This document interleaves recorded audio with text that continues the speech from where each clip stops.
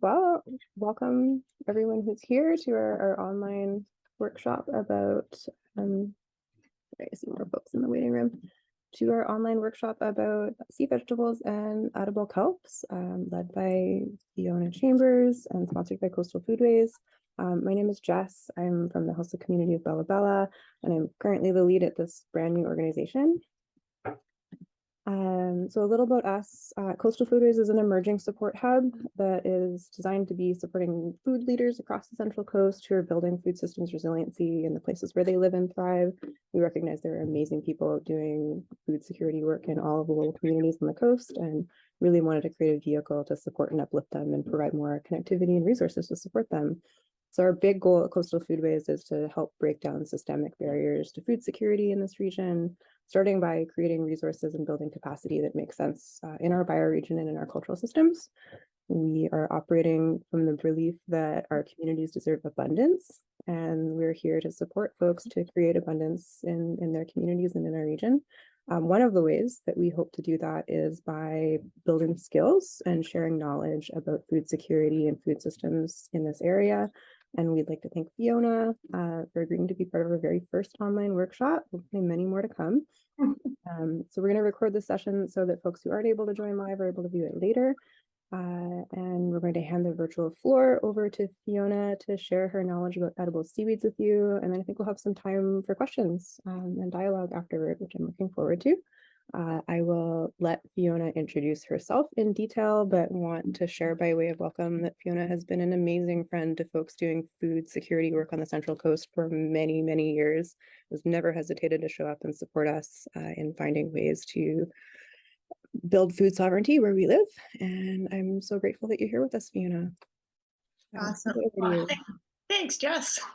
Yeah, just really pleased as always to be able to contribute. Thank you for asking me. And yeah, who am I?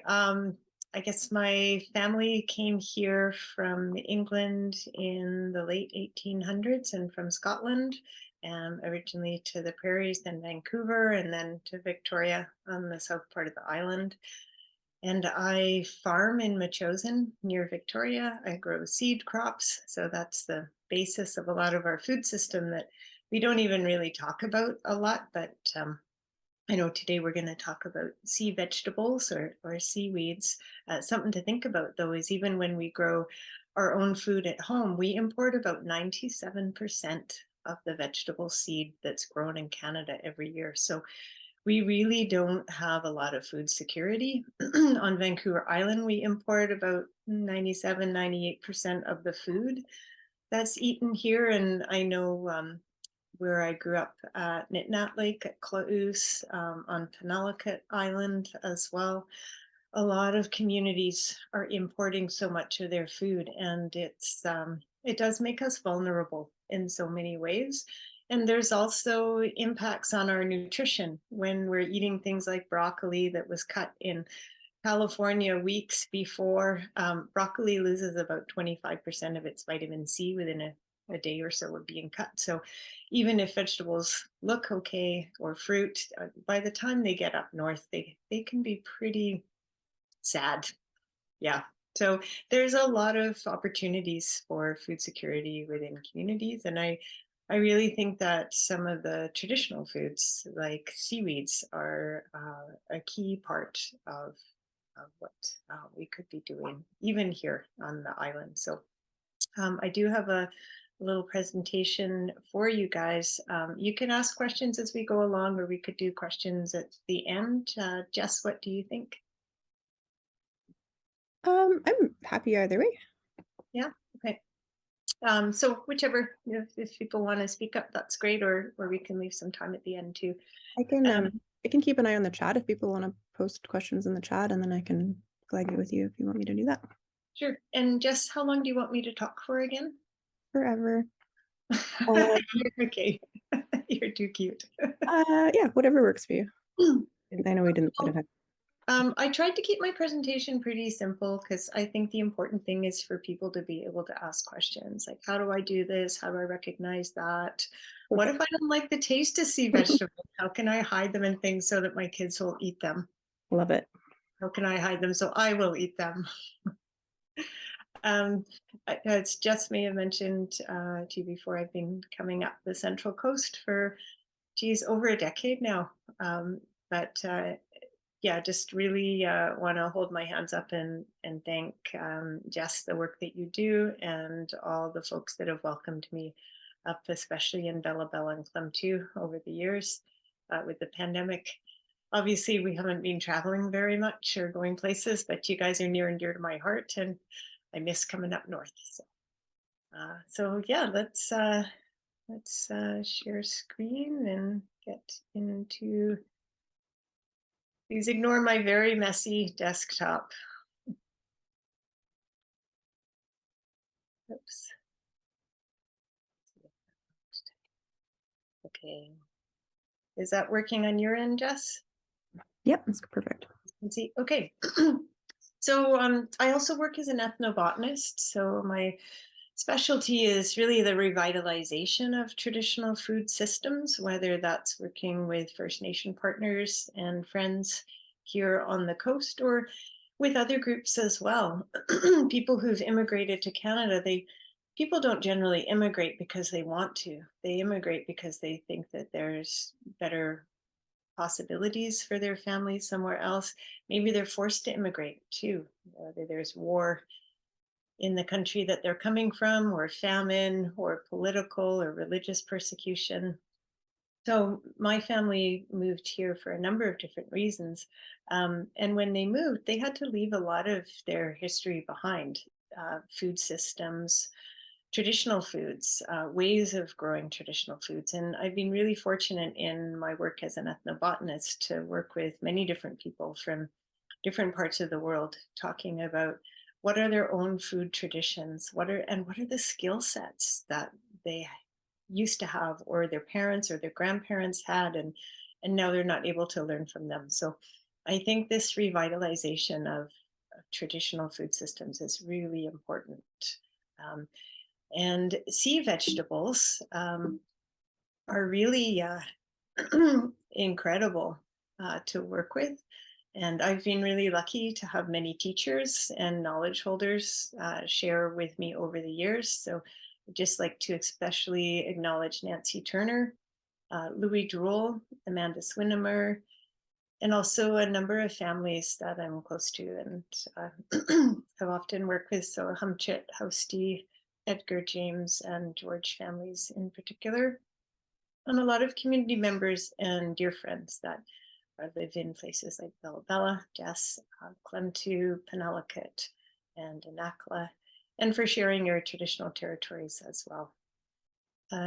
Whenever I teach, I've always learning lots from my students. So just a shout out to my students as well, and Coastal Foodways. Thank you, Jess.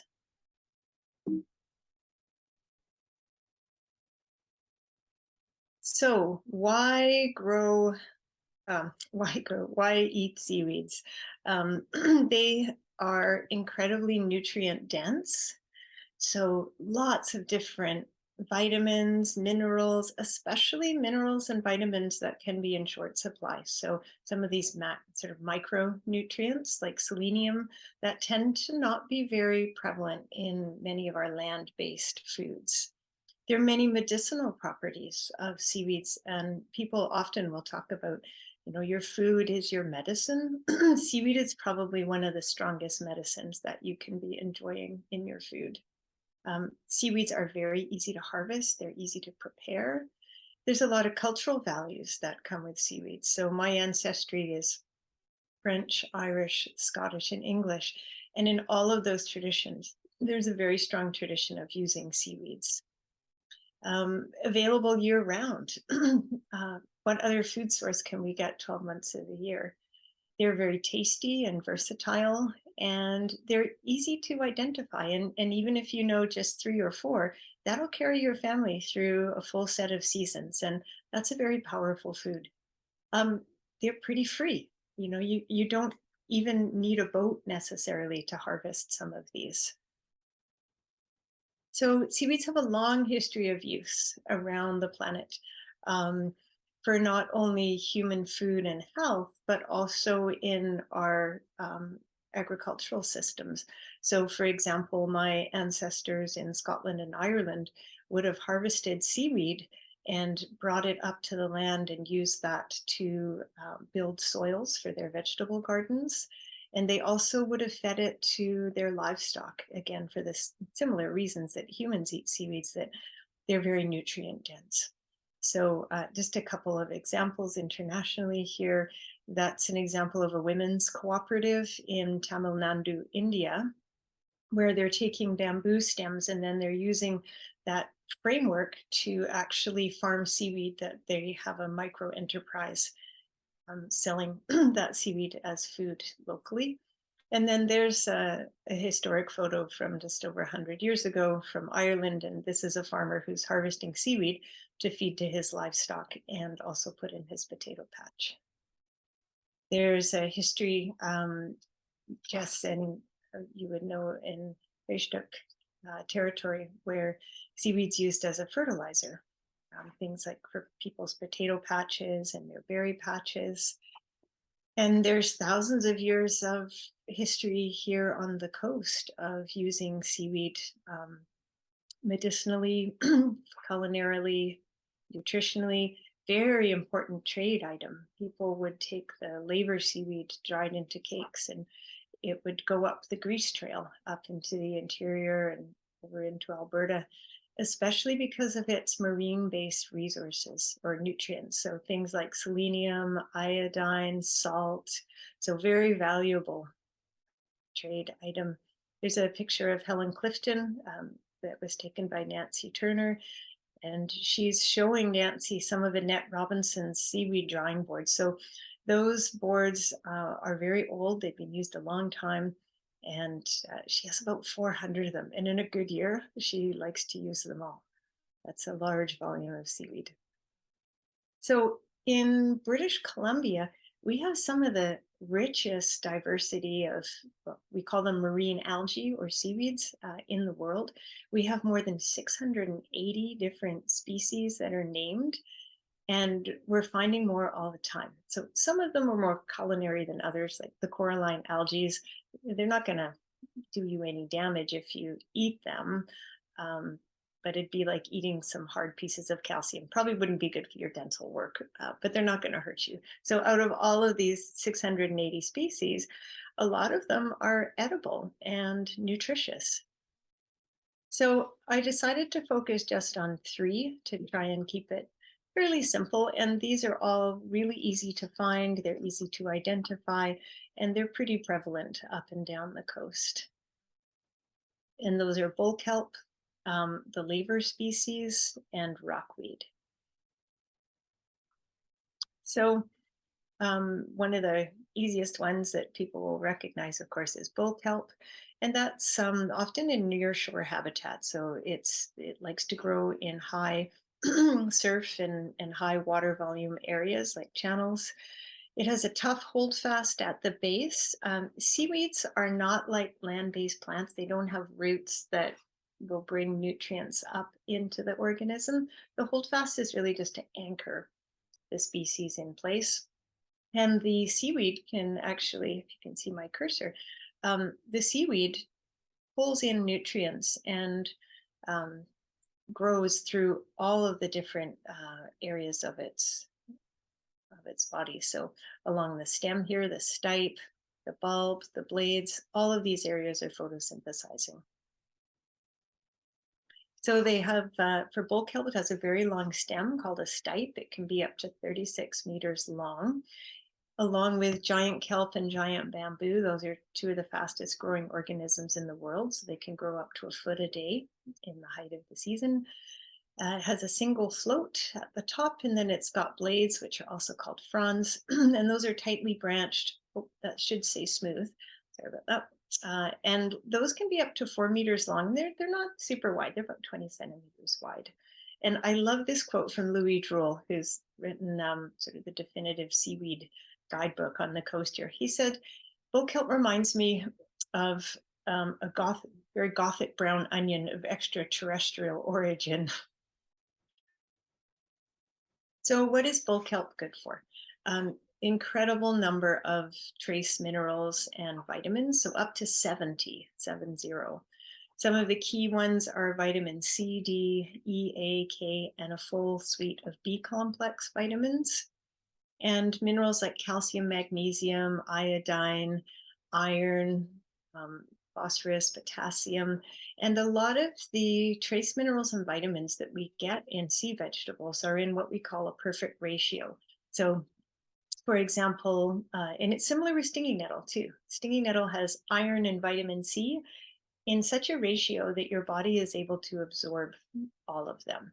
And it's the same with sea vegetables. Many seaweeds, bull kelp included, are quite valued for properties such as anti-inflammatory, so treating ailments like inflammation and arthritis. They've also been used traditionally for treating mental illness, so insomnia, depression, ADHD, even schizophrenia. And some of the Chinese herbals that are written down are up to 2,000 years old, and they talk about using different kinds of seaweeds to treat mental illness. One of the key components in most marine algae is iodine. Some species have more than others, and that's really critical for thyroid function. Bull kelp has been used with other sea vegetables as a blood tonic and also a purifier, like a blood purifier. And because of the mucilaginous, so the kind of sticky, slimy compounds in it, amongst other marine algae, bull kelp has been used to soothe mucous membranes. And it's been used historically in Chinese and Japanese medicine quite actively for things like digestive problems as well. And in more modern times, we use it in kind of a co-treatment after radiation and chemotherapy. Because of some of the medicinal compounds in seaweeds, they really help to repair and soothe mucous membranes. So things like your digestive tract, your mouth. And these are things that can be very sore after going through chemotherapy or radiation treatment, because those treatments target cells that are rapidly reproducing, which often are cancerous, but certain parts of our bodies, like our digestive tract and our mouth, those cells are renewing themselves at a very high rate. So they're more susceptible to damage from those treatments. Some of the pigments, also called anthocyanins, that we find in marine algae have strong medicinal properties. And you've probably all heard that blueberries are good for you, salal berries are good for you. Any kind of strongly colored fruits or vegetables are good for you. And that's because of the pigments, the anthocyanins that are in them. Different kinds of marine algae, such as bull kelp, have also been used to treat high blood pressure.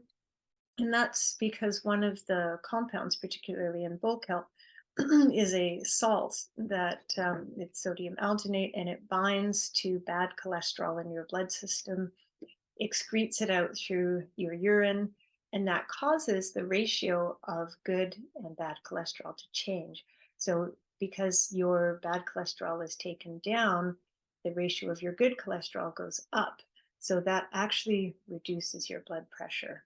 So it's a very salty tasting food that you can eat to replace table salt that will give you that salt flavor, but also help you with your blood pressure. Bull kelp's also a lot of fun. So you can use it as a skipping rope. You can make kelp baskets out of it. The doll photo was taken in Bamfield. Someone was making kelp dolls. I really just liked this metal sculpture that was made with bull kelp inspired, and also the mandala down the bottom that is tomatoes and bull kelp and Swiss chard and bean flowers. One of the other key species that you and anyone coming in from Bella Bella will be more familiar with probably than most people is the black laver. Some people also call it red laver. The Latin is pyropia for it. And it's a mid to high intertidal to nearshore species. Jess, do you have a favorite way of eating it? I like it on popcorn. Like on popcorn, okay. And do you like the traditionally prepared one that has been dried and then sprinkled with the salt water or the clam juice and put with the cedar boughs, or do you like it just plain? Yeah, I've got people in my family who do the cedar pressed clam method, and it's pretty delicious. My kids love it that way. Awesome. And it's one of these traditional foods that has retained a lot of use and is so valued. And it's such a superfood in so many different ways. So single blade with a hold fast, it's dark brown to black in color, best gathered in the early spring, and lots of different common names for it. Jess, what do you guys call it up there? Black gold or list. Oh, yeah, okay.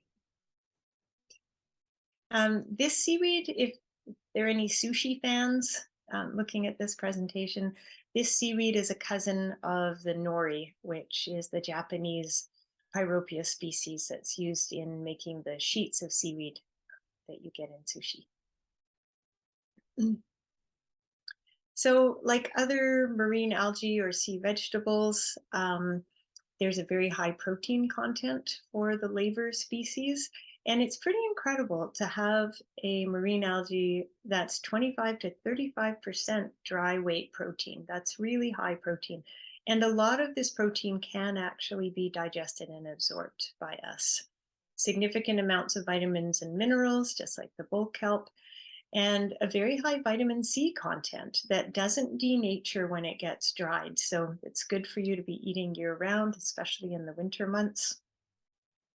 And traditionally, as you know, Jess, used on the coast here to treat ailments such as heartburn, digestive problems.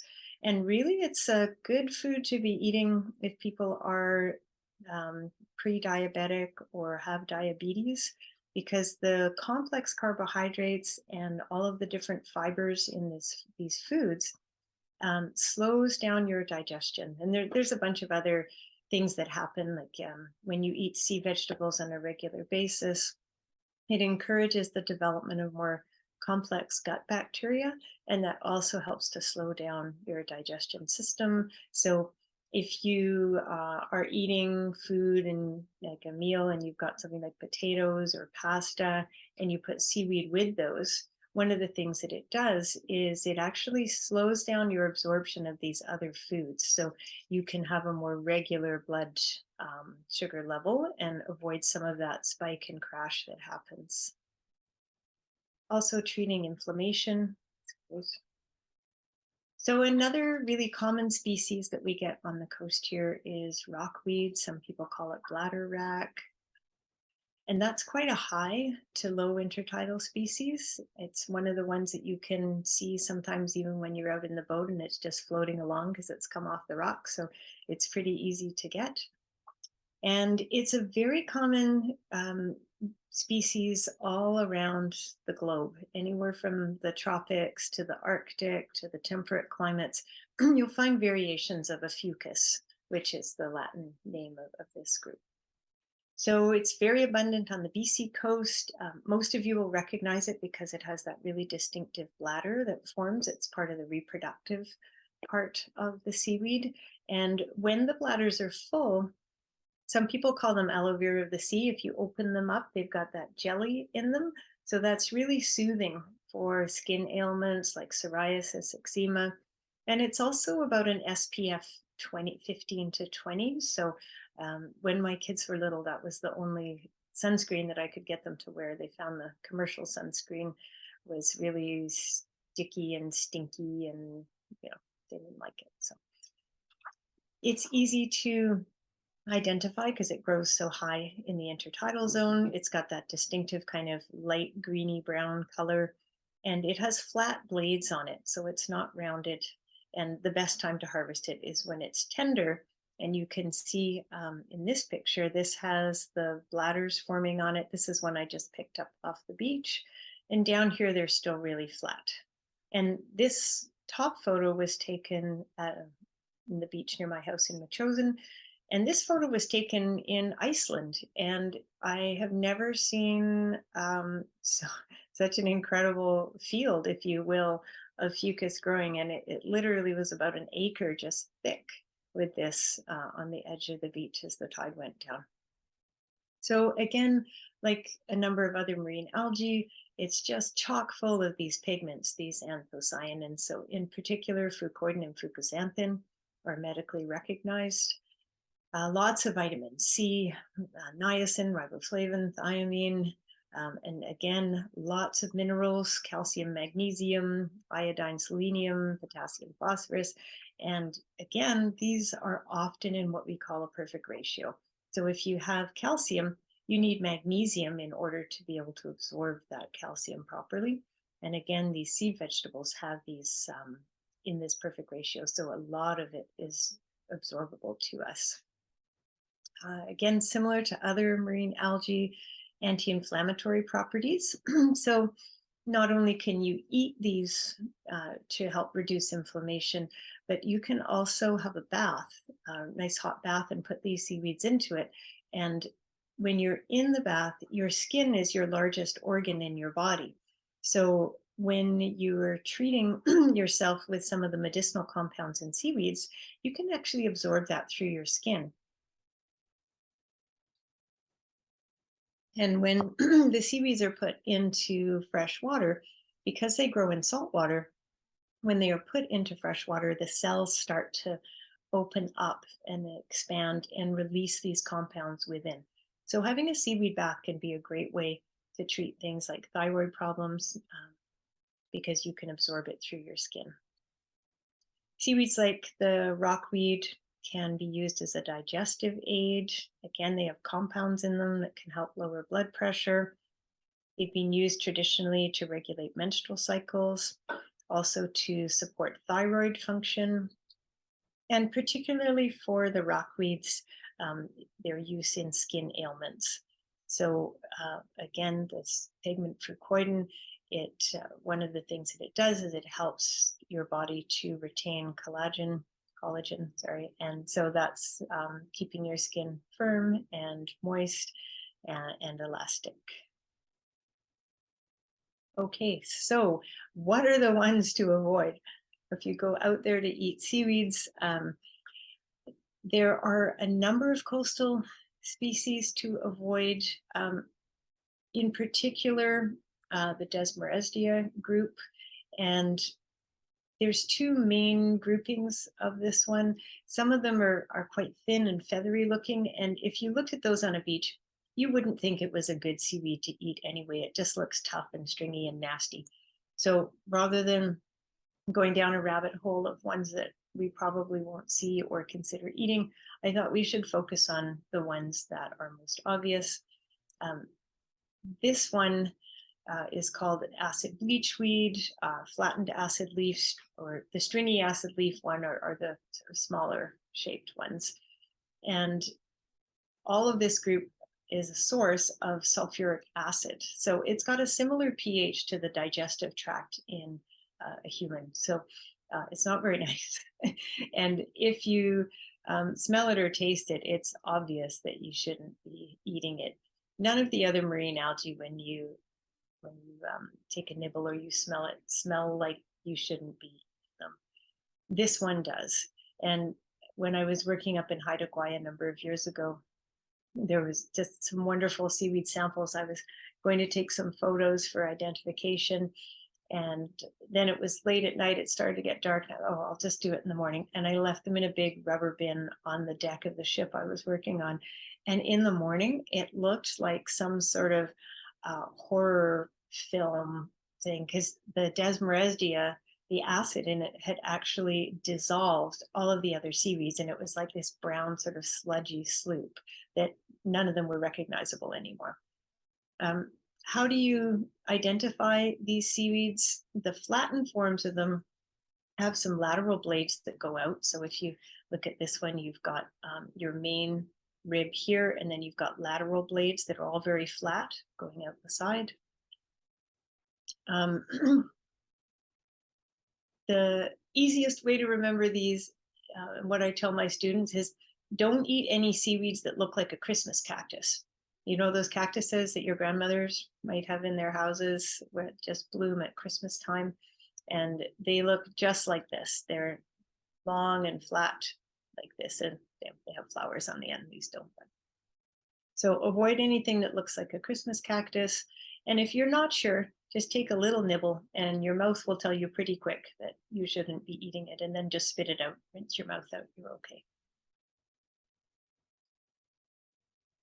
So, harvesting. First and most important is you should only harvest from areas that are clean. One of the reasons that seaweeds are so good to treat certain ailments as a support after chemotherapy or radiation is that as you eat them, they have the ability to absorb heavy metals and radiation from your body and excrete that out. So you heal faster, you get rid of those toxins faster. We know that because after World War II, after Hiroshima and Nagasaki, when the nuclear bombs were dropped, some of the Japanese population recovered a lot faster and also had less symptoms of radiation poisoning than their neighbors did. And so obviously the Japanese government was very interested as to why this was the case. And in the research that they did, they found that certain compounds within the seaweeds in a traditional Japanese diet, which is very heavy in seaweeds, um, some of the compounds like iodine actually help the body to remove heavy metals and radiation. Well, the opposite is true. If these organisms are growing in water that's polluted, they will also absorb those heavy metals and that radiation from the marine environment that they're living in. So it's important to harvest your seaweeds from an area that's clean, like there's no sewage outfall thing. My favorite way to get seaweeds, because I don't have a boat, is to just go and salvage. So after a winter storm or a really windy day with a bit of surf, I'll just go to a beach near me and I'll start looking on the beach and see what I can find. And quite often there's a lot.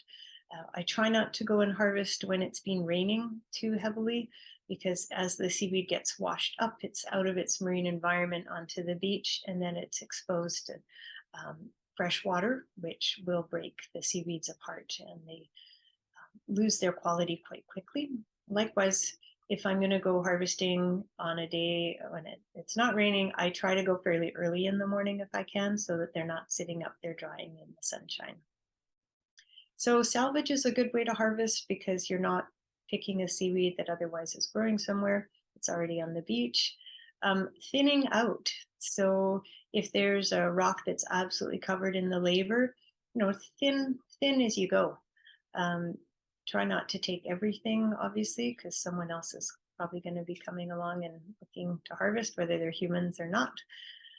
Pruning is a really important technique to know about. So when you harvest your seaweed, say, for example, the laver when it grows on the rocks, probably thinning is a good way to do that. You have a lot of it up the Central Coast where you are, so you don't have to worry as much as we do down here, where there's a lot more people and a lot more competition for these things. Pruning, if I was doing the red laver down here or the black laver, I would lift the seaweed up so it's still attached to the rock, and then I would cut it, leaving an inch or two at the rock. So when a seaweed grows, it has the holdfast, and then it has something called an intercalary zone, and that's the area that the seaweed is growing from. And it's sort of like the equivalent of your scalp. So my friend Elizabeth came and cut my hair a couple of days ago, and she'd pull my hair out and she'd go snip. And that's kind of the equivalent of cutting in the intercalary zone. If she had scalped me, I'd have no hair left or a scalp left. So it's the same with seaweeds, that if you prune them out from where the holdfast is, then you allow that seaweed to continue growing. And in fact, some people say that when they do a first harvest through of the laver, it's actually the second harvest when the seaweed starts to grow again after being pruned back in the first harvest. It's that second growth that can be the best quality, and they would often keep that for their own families instead of trading it. If you're harvesting bull kelp and it's still in the ocean, you can go to where the float is, and I'll show you when we get to the bull kelp photos, but where the float is, and then all the fronds come off the top of the float. Again, if you go out, in the case of bull kelp, maybe 6 to 8 inches, and then cut the fronds there, then those fronds will keep growing. And in the same way that when you prune land plants, you stimulate them to grow faster, that also happens with seaweeds. So the more you harvest, the faster it grows. The other thing is to only take what you're going to use. Don't waste. It's easy when you're out foraging to sometimes take too much and then not have enough time to process it, or it takes it's more complicated than you think. And so really just try not to take more than you're going to use. And I always look for a way to give back when I'm out harvesting. So if there's any garbage at the beach, I'll pick it up. If there's someone who's there and they're curious about what I'm doing, I'll take a few minutes to explain to them about the different species and why they're important and what you can do to help look after them. So that reciprocity of acknowledging what we're able to take and being grateful for it and doing something that supports that species because we're taking from it. So now that you've gone out and you've got a couple of pails of seaweed that you've harvested, what would you do with them? The first thing that I do is I rinse and I trim my harvest, and I try and do that where I'm harvesting.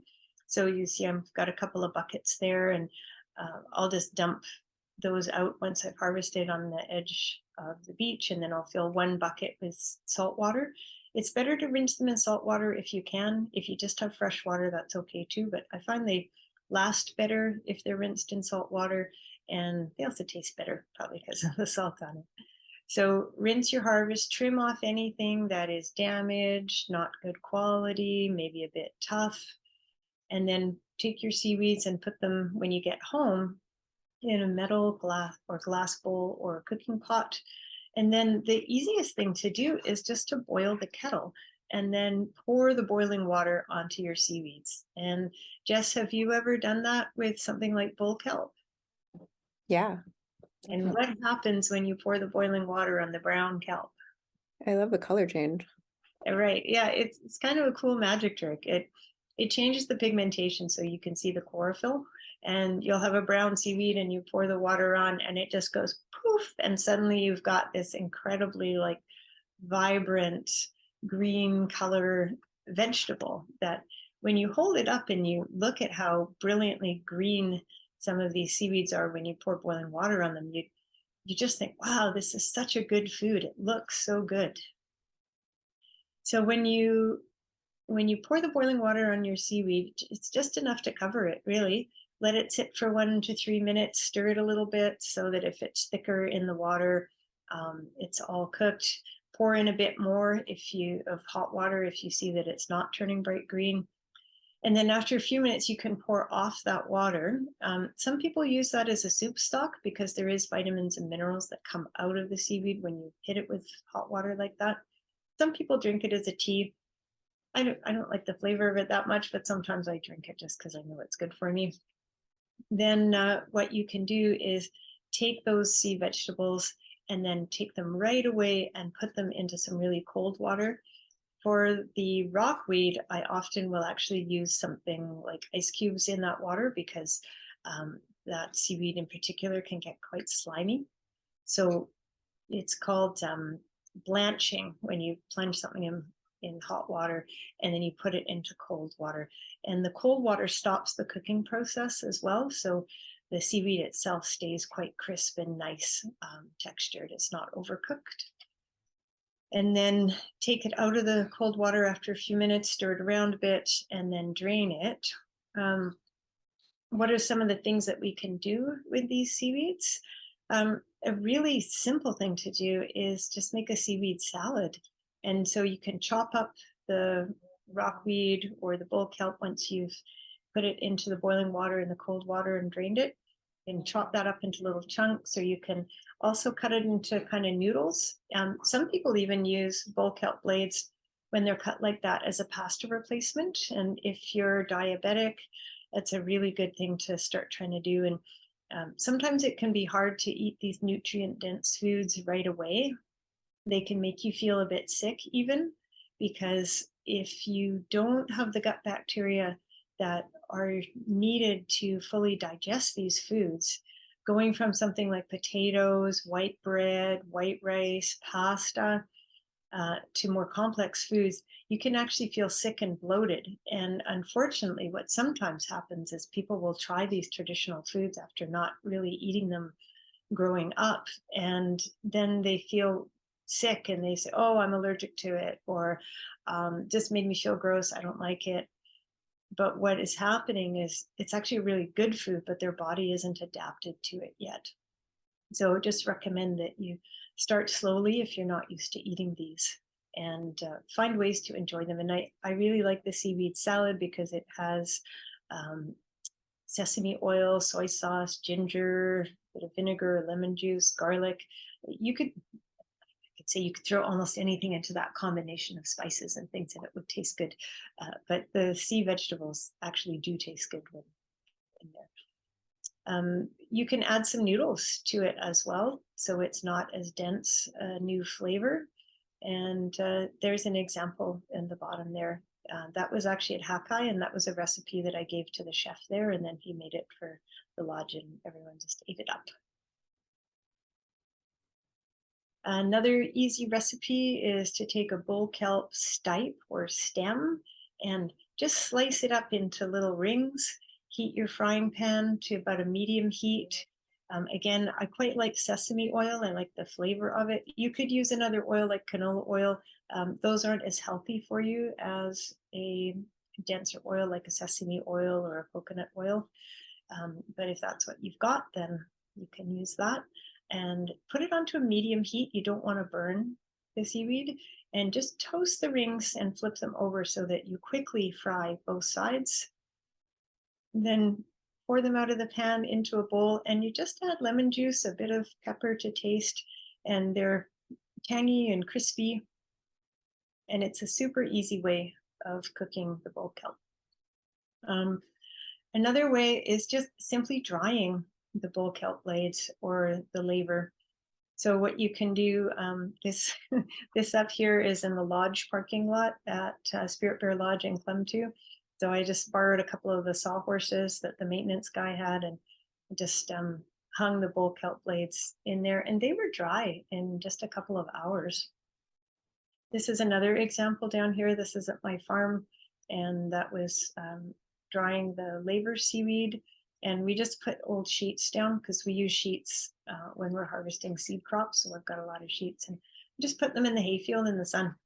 And then what you can't see here was we had about 10 sheets because we were drying a lot as gifts for at a conference that was going to be happening in Victoria. And then suddenly the wind came along, and we were playing like 500 seaweed pickup all the way down the hayfield.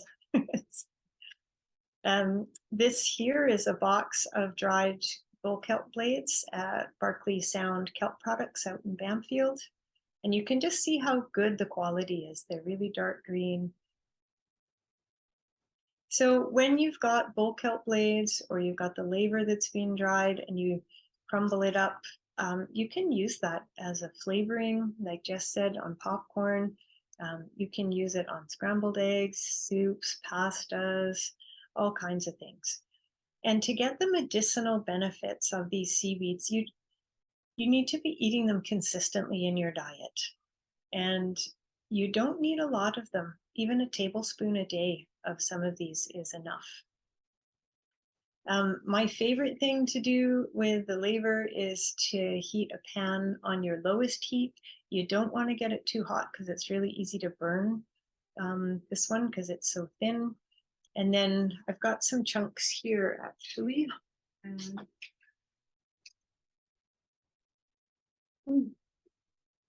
So this is my kitchen. My house is very small. We live in this room, which is about 420 square feet. So it's pretty tiny. And in the kitchen next to the stove, I usually keep a bag of seaweeds so that we incorporate them into what we're cooking. And this is laver. It's still good. I harvested it last year, but it lasts a long time. And what I'll do is just put a bit of coconut oil into a pan. Coconut oil is a very nutrient dense oil. It's a good oil for you to be eating health-wise. And just toast these in the oil. Don't let it get too hot because it's really easy to burn these. And then you just take it off and let it cool down. And it just, I don't like potato chips. My oldest son Hayden, I got to watch him because he'll sit there with a bowl and he'll just eat like a liter or two of these. And it's a lot of work to pick them. So I don't want him eating them all at the same time. But it's tasty enough that he'll sit there and just eat the whole thing like a bag of potato chips. What do you do if you're not used to eating sea vegetables, but there's something that you know is good for you, you should be feeding your family? What do you do if you try it and you're like, oh, I don't like the flavor? Well, I hate to say it, but the easiest thing you can do is add a bit of sugar for your family and you to start liking it.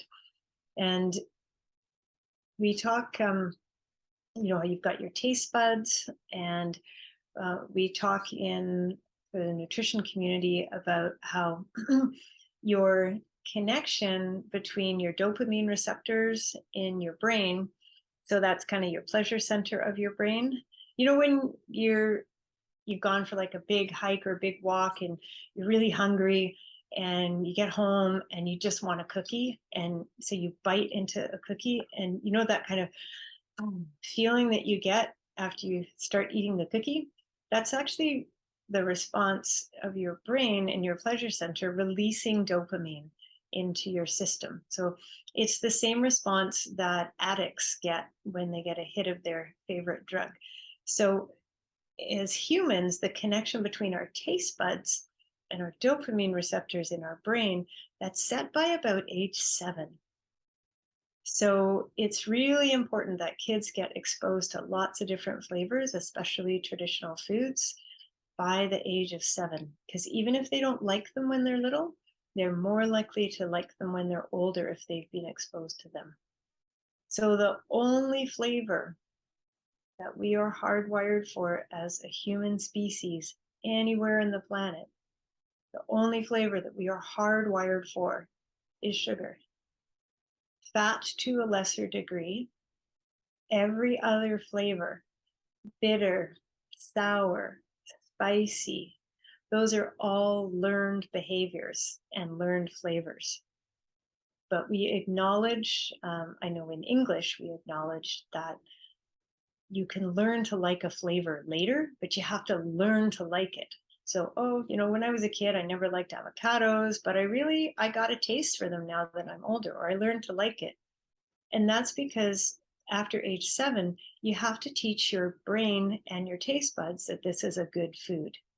And as I was saying earlier, some of these really nutrient dense traditional foods, it can be hard because people don't have the gut bacteria to eat them, and they didn't necessarily get exposed to them when they were young enough. So the way to trick your brain or your kids into eating these foods is to add a little bit of sugar. So for example, if you took the bull kelp blades and you put them in the boiling water, then the cold water, and now you have this bright green vegetable to work with, and you're making that seaweed salad, add some brown sugar, add a little bit of maple syrup. It doesn't have to be a lot. You could put like a teaspoon in to start. And then here's the trick. You start with a bit more sugar.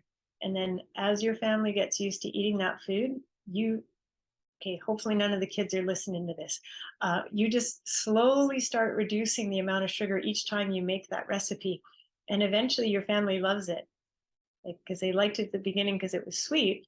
And then you slowly reduce that. But their brains are already picking up on all these other good foods like the seaweed in there. And they learn to like that. Something else when you're introducing a nutrient dense food like seaweeds is just start slowly. If you eat too many, you can be all constipated, or you can get diarrhea too if you eat way too much. So give your gut bacteria a bit of time to adjust. And again, you don't need to be eating a lot every day. It could be a tablespoon, teaspoon amount, but the important thing is to start adding it in. If you're trying to have more of these foods in your diet and your family is not as receptive to the idea, you can start making some stronger tasting foods like curries and just put them in there. My oldest will eat seaweeds in everything and he loves them. My youngest, no, never been into them. So I'm really good at hiding seaweeds in lots of different things. In fact, he's 17, and when I make something like a soup or a stew, he still looks at me suspiciously. Mom, is there seaweed in there? So I'm like, no, but I'm lying. There's lots. You just can't see it. There's some books that are really good if people are interested in finding more recipes or learning more about the diversity of seaweeds that we have on the coast here. Louis Droul and Bridget Clarkson's book, Pacific Seaweeds, is excellent and also has recipes in it. And then Amanda Swinimer published a book 2 years ago now, The Science and Spirit of Seaweeds, and that's just a wonderful kind of ode to seaweed on the coast here, and particularly the culinary species. She has a small company sustainably harvesting seaweeds called Dakini Tidal Wilds. And two other favorites are this one by Valerie Cooksley, and she, again, great recipes. Also, the Béliveau and Gingras book, Cooking with Foods That Fight Cancer, has a whole seaweed section, and it really talks about the science of seaweeds and why they are so important to our health. Yeah, and they're just kind of fun to play with as well. And yeah, just wondering if anyone has any questions.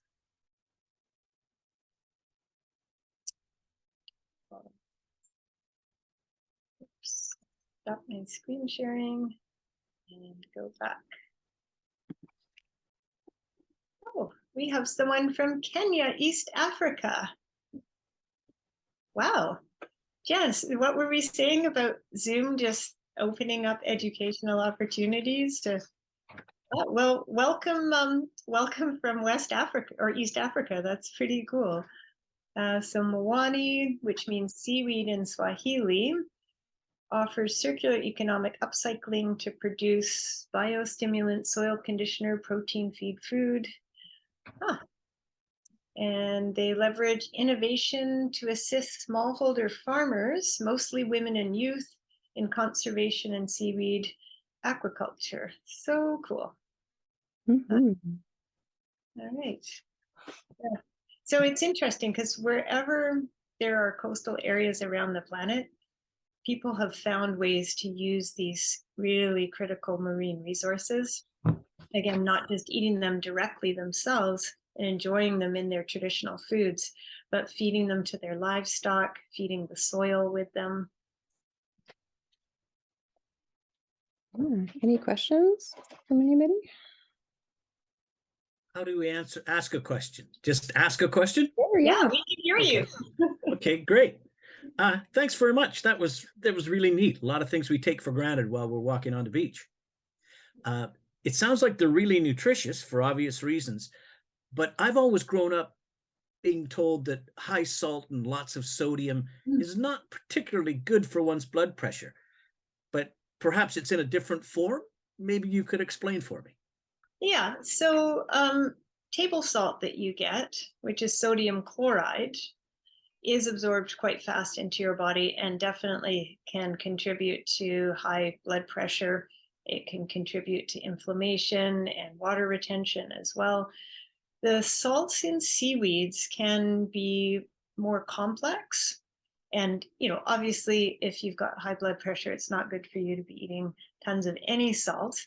But if you incorporate some of these sea vegetables into your diet, some of the salts within them actually do lower your blood pressure because they bind with bad cholesterol, again, changing that ratio within your blood so that you have a higher percentage of good cholesterol, and that actually lowers your blood pressure. So yes, you can take a seaweed like bull kelp, which when you eat it fresh or you just pour the boiling water on it, it's weird because it really doesn't taste salty at all. But when you dry it and crumble it up, it is intensely salty. And if you crumble that up and just put it in like a salt shaker or even have it like in a sealed jar in your kitchen or on your dining table, you can use that as a salt substitute, and it actually is very good for your blood pressure. Great, thank you. I've got a question in the chat around pickling. Do you find seaweed easy to pickle, and what variety do you recommend trying first? Oh, yeah, great question. My favorite thing to pickle for seaweeds is bull kelp stipes. So the stem of bull kelp, you just cut it up into rings. Yeah, if we have a couple minutes at the end, I can run to my storage shed because we have canning and preserves in there, and there's jars of bull kelp pickles in there, and it's super easy. All you need to do is just take vinegar, add some water, like half vinegar, half water, and just throw the bull kelp in there. You chop it into rings, but you don't even have to cook it at all. You can put it in raw. If you want, you can add some dried pickling spices, some garlic. If you add the pickling spices, what I'd recommend is heating the vinegar and the water and the pickling spices on the stove just to cook it a bit, and then pour that onto the jar that you've packed up with the bull kelp rings. It's super easy. Just put it in your fridge, and they're usually good to eat within a couple of days. Again, if you're trying to get your family to eat these and they're not super convinced, when you make the pickle recipe, you can add some sugar into it to start and then just gradually reduce the sugar. I would also share that if you go to the Coastal Foodways website, we have some skill sharing pamphlets around food, foraging for wild foods, and like just skill shares around how to preserve different foods. There's a little basic fact sheet on like intro to pickling. So if anybody's not sure where to start with pickling, that'll just give you a really basic sense of the method and how to make a basic brine and stuff. Awesome.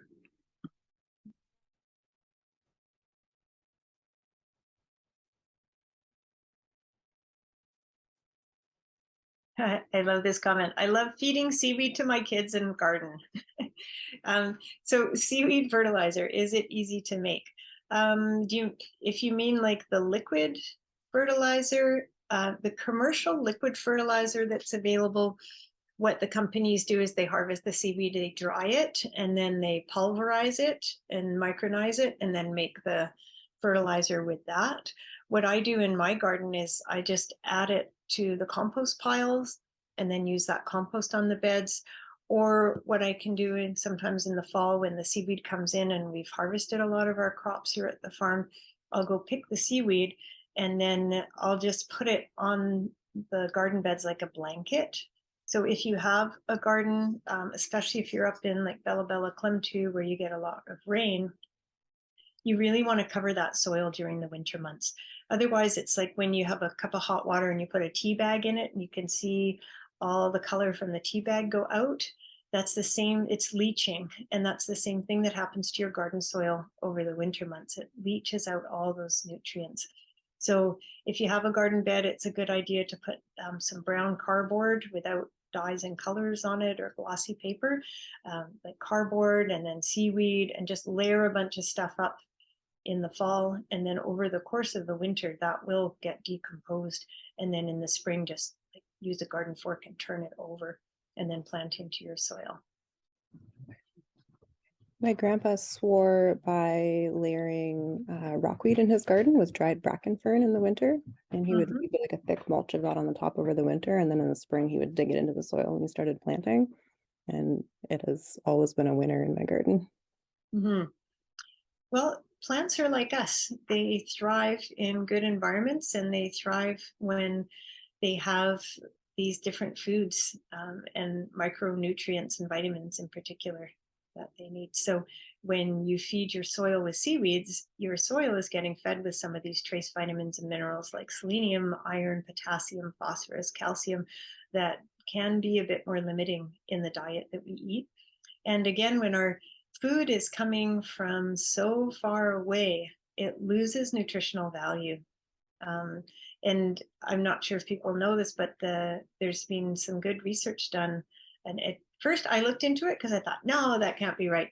But it was. I saw an advertisement for frozen vegetables saying that they were more nutritious than fresh. And of course, I'm thinking about my garden, right? No, my vegetables are way better than your frozen vegetables. But then the research that they did was looking at fresh produce, the commercial produce that is picked from so far away and shipped. And yes, because a lot of produce and fruit that are too ripe to be able to be shipped without breaking down and not being good quality anymore, a lot of the really ripe stuff gets flash frozen and sold that way. So it can be more nutritious if you're buying food at the van store to go for the frozen vegetables and fruit than the fresh stuff. But why go to the van store when you could be eating sea vegetables and integrating them into so many different things that you're eating already?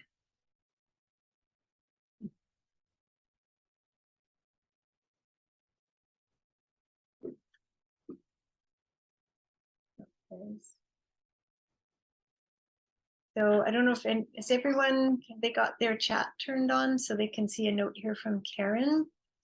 Yeah, you're welcome, Karen. And she is joining us. She's a commercial vegetable and beef producer in the BC Central Interior. Yeah, lifelong gardener. Yeah, and actually, Karen, if you're buying sea soil at the nursery, yes, it's super expensive.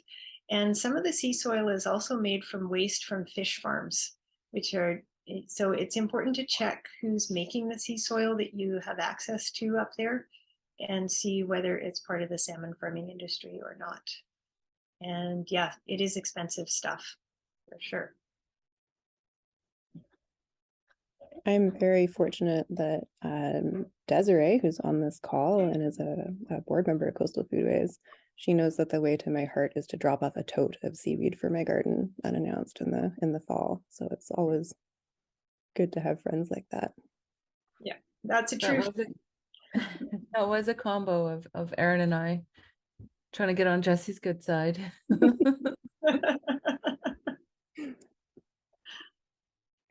Does anyone have questions about how to integrate sea vegetables into the cooking that you're doing for your family or for yourselves?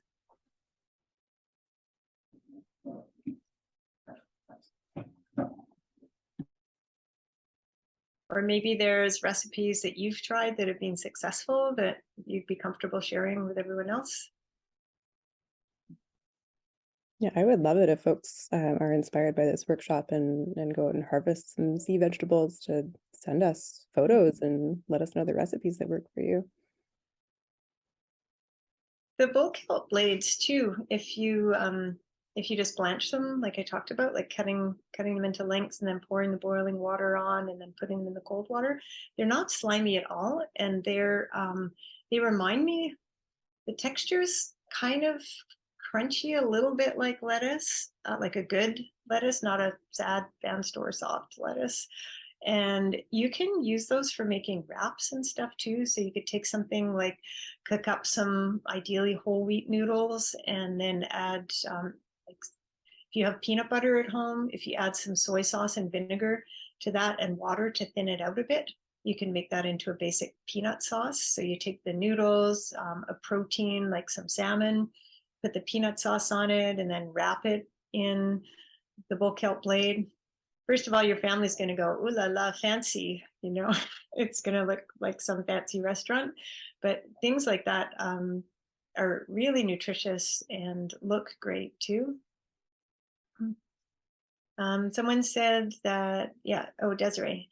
Yeah, so your family eats lots of the laver seaweed. And so she grinds it up really fine and keeps it in an airtight container. And yeah, she said if you put it in the container, people are more likely to use it. So just leave it out. Yeah, that's a great idea. And same with the bull kelp. The blades, when they're dried, they're just super salty and crunchy. And I find that, well, my youngest doesn't like to eat seaweeds if he can avoid it, but my oldest would come along and just pick it up out of the jar and grab it as a snack on the way out. Any more burning questions for Fiona?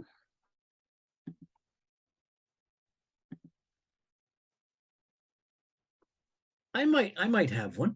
I'm looking to try doing a little cooking here. Are there any areas that are notoriously bad or polluted for harvesting in the Victoria area that you know of? Well, because of the sewage outfall is changing because there's a sewage treatment plant now.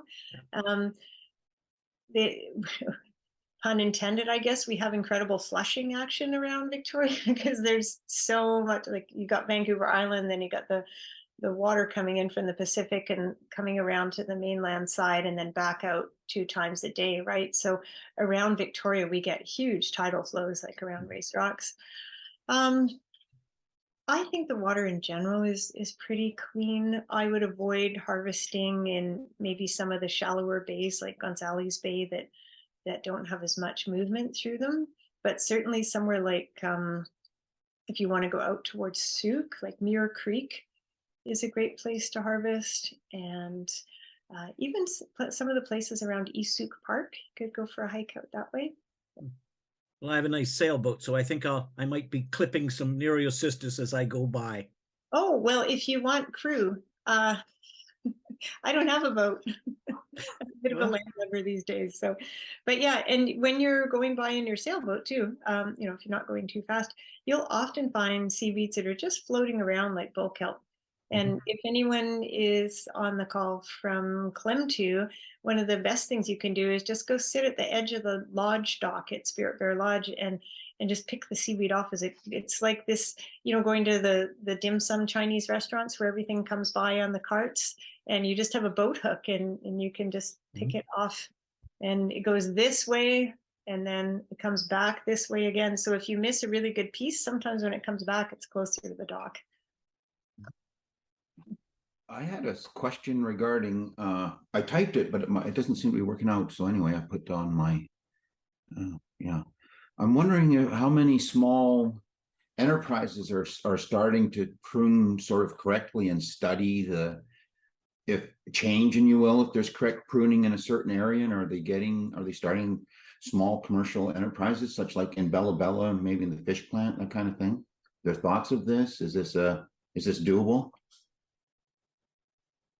You want to answer that one, Jess? Or I mean, I see Desiree's put up her hand. I don't know if she's got some thoughts on this, but I know that there are some folks in the community in Bella Bella that have been thinking about kelp farming options. I'm not sure how advanced those conversations are, but it seems like a really amazing opportunity to explore.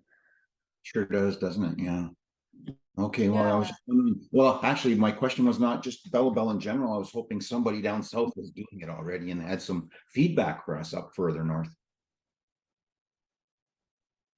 Desiree, did you have something to add to that?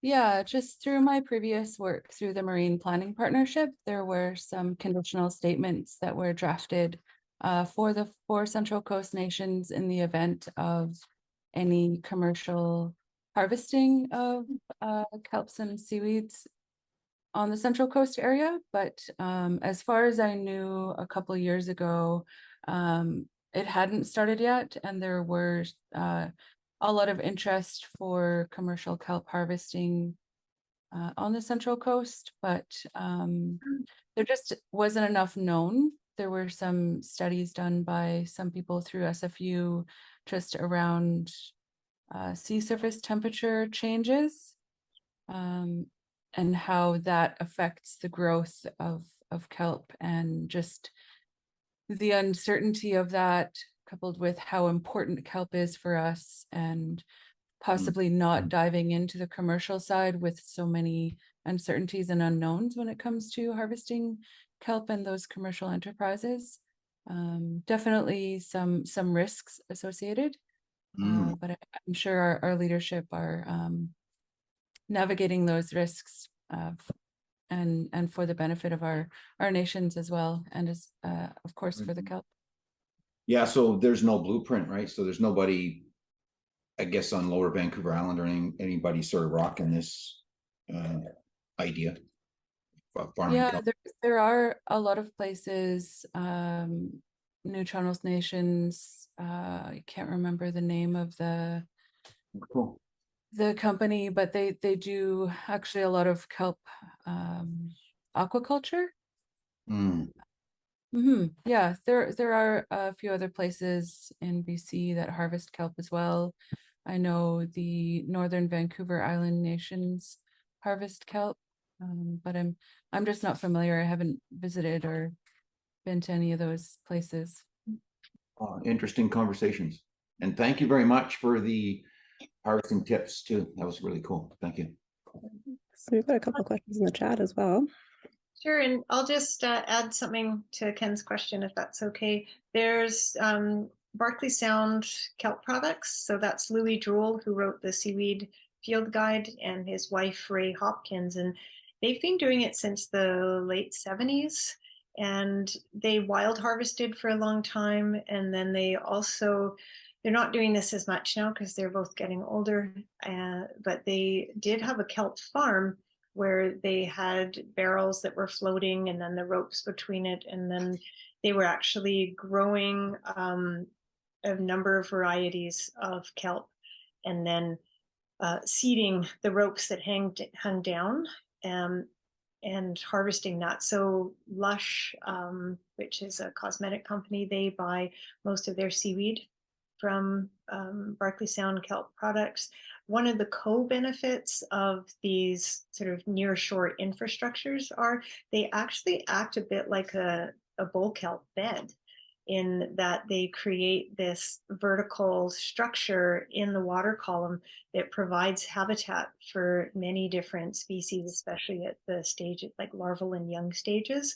So they can, aquaculture, if it's done well, can actually be a net benefit to a certain area. Other companies like Dakini Tidal Wilds, which is Amanda Swinimer's company, and she's out in French Beach, just past Souk on the west coast of the island here. And she's been harvesting in her, what she calls her sea gardens, for over 20 years now. And she has her thumb on the pulse of the nation. You know, if there's any changes in that nearshore environment, she's a huge advocate for changes that she sees. And she has found over the years that the more that she harvests some of those seaweeds, like the alaria, the winged kelp, the bull kelp forest, the pyropia, that the more she harvests them sustainably and carefully, the healthier they can be and the faster they actually grow in response to being pruned, much in the way that land plants do as well. So I think that small scale seaweed farming and harvesting can, if it's done well, can actually be really great. And it's a very high value product that, with a real niche market. And I think for places like Klemtu and Bella Bella, I think it has real potential if it's done right, to be supportive of both the community and people who live further away, who don't have access to this incredibly nutrient dense food, and they don't want to be buying it from China. They don't want to be buying it from Japan. They would rather have a BC source. Yeah, well, such a natural, chemical-free farming has got to be exciting, right? I mean, we're not penning anything in certain areas. I mean, obviously, you'd only just stay very small in an area to make sure that this pruning and everything returns the yield you want. You don't affect, you know, the resource anywhere, but it's kind of cool. That's for sure. Yeah.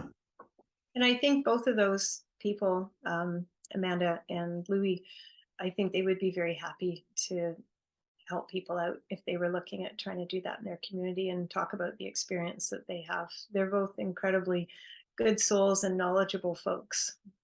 Hang on. Thank you again. Appreciate it. You're welcome.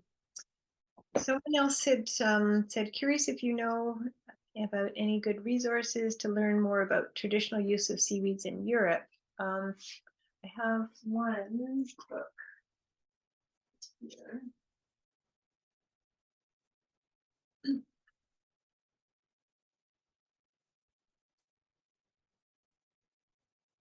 This is a very good one. It's Franny Rattigan's Irish Seaweed Kitchen. And that's got a lot of great recipes as well as history. And if you look online on Google and you search for things like Irish seaweed harvest, Scottish seaweed recipe, you're going to find quite a lot that's there. And again, this is a traditional food that has fallen out of favor with a more modern diet. But now that people are facing a lot of these health issues like high blood pressure, obesity, diabetes, heart disease, lots of people are looking to their own culinary traditions. And in coastal areas, seaweeds have generally played a very important part in food and medicine. So I think there's a real rebirth in people wanting to know more about their history with this. Amazing. And then we had another question a little further back about whether you know of any institutions that are offering seaweed farming training. Not off the top of my head, but I know, there have been moves over the years at the federal level, provincial level, for looking into seaweed as an economic driver of the BC economy. There are examples too of commercial seaweed harvest going really awry, like in California, where they ended up stopping a lot of the harvesting because it was being so destructive.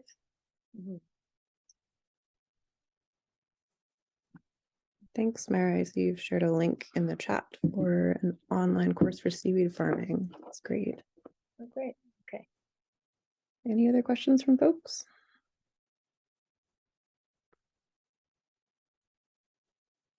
Well, I know I'm heading out on the land next week to teach a field class down in Quay, and I am excited to dig into what kinds of sea vegetables are accessible down there and experimenting with our students about incorporating that into our class meals next week.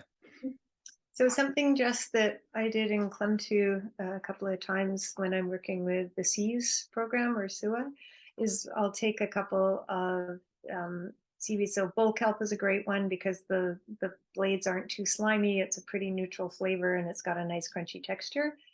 And so what I did was took 4 bowls and then I poured the boiling water on the seaweed, then put it in the cold water, chopped it into the pieces, and then I put those into the bowls.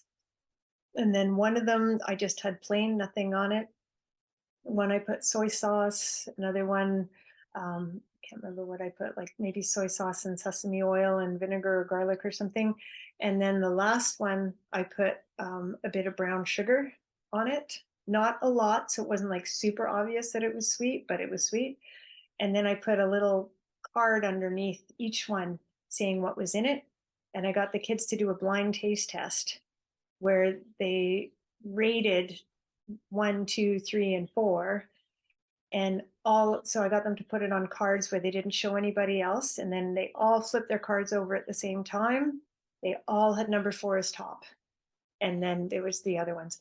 And so then it was a great opportunity to talk about the science of taste, of addiction too, like a brain imaging that's being done in MRI scanners shows that when a drug addict gets a hit of their favorite drug of choice, whether it's heroin or cocaine, so some pretty hard drugs, the response in the dopamine area of our brain is actually less than an average person in the MRI machine sipping something like Coca-Cola or one of these really sugary soft drinks.